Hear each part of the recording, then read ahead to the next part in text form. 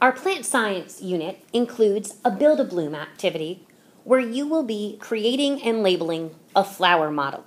Notice the example here that has all of the components we've talked about related to a flower and labels for those items.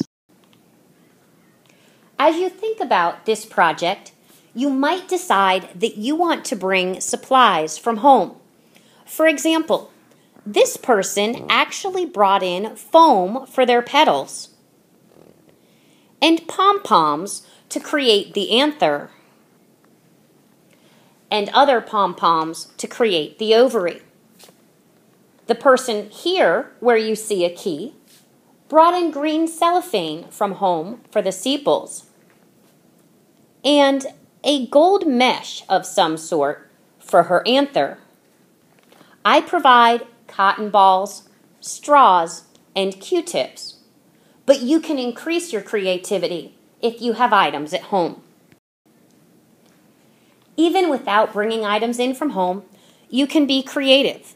For example, in this flower, they used a variety of color for their petals. This sample here chose to draw stars and moon, not exactly a traditional flower pattern. And here, notice that they cut their petals into different shapes. It's important to note that you need to have at least 6 petals on your flower. If you notice in this example, they have 3 large petals, but they also chose to have 3 smaller petals. How you use your petals is up to you.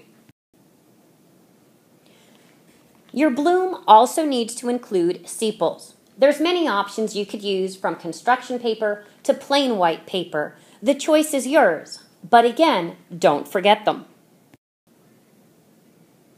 As you create your bloom, here's a helpful tip. We've got glue. Use it.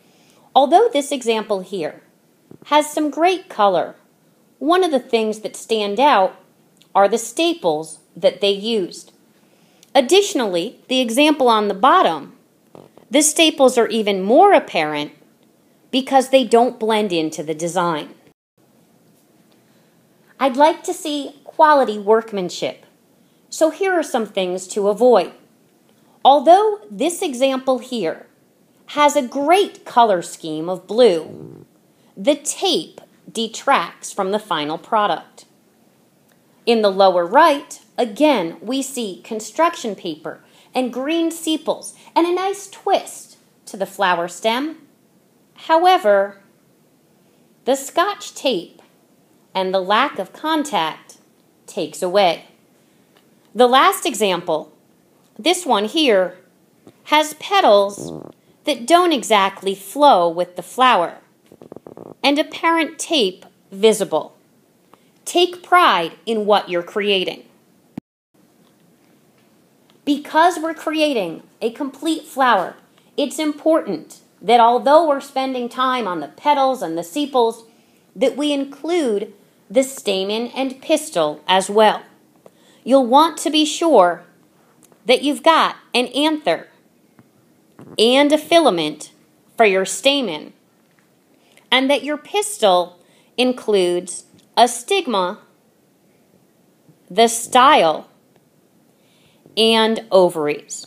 You won't need to include the ovules because that would need a cross-section of your plant.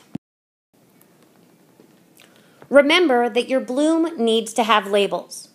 You can label the example itself, create a key or a legend that matches your diagram, or attach it specifically and again have that key. Again, I encourage creativity. If you look at this example, and you'll notice the wire that they use, they literally created a key for their bloom. Just a reminder that labels should enhance your project and not detract or take away from it. The labels in this example pretty much overwhelm the bloom. Although I've modeled examples in class, samples are around, and I've shown you some of the ways you can create your bloom. Additional information, of course, is available in the Build a Bloom handout with the purpose and procedure. Don't forget, the project's not done until you've completed the conclusions. Please make sure your conclusions are turned in addition to your labeled bloom. Be creative, have fun, and tie in the concepts we've learned to flower parts and their function.